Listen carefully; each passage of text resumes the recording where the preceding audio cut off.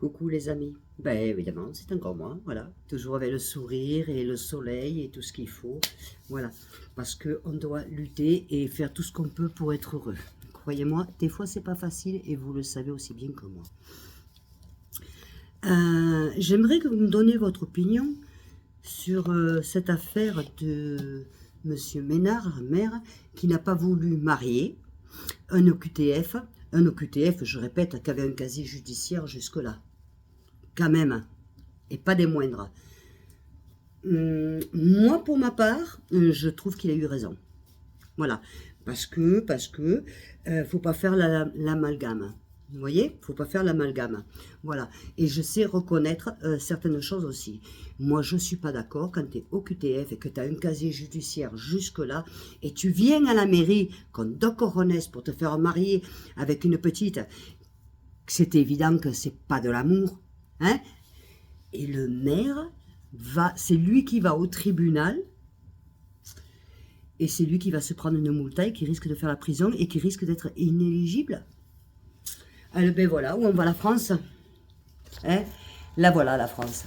Non, j'estime que tu es au QTF, non seulement tu n'as pas le droit de te marier, en France, maintenant si elle t'aime, va dans ton pays, elle te suivra, elle ira se marier avec toi. Je crois qu'apparemment c'est pas le cas. Je pense pas qu'elle aille jusque-là. Hein? Sinon, vous prouverez tous les deux que c'était vraiment un mariage d'amour.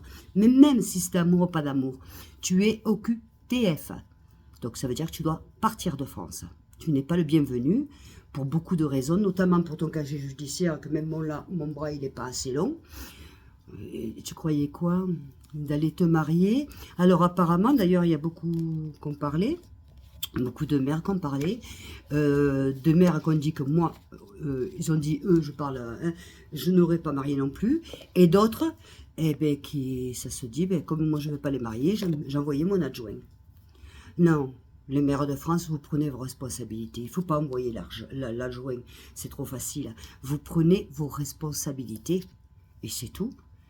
J'estime que quelqu'un qui est au QTF, qui doit partir de France, avec un casier judiciaire jusque-là, ça veut dire que si M. Ménard, ce maire, avait fait ça, tant bien demain on aurait une autre petite morte.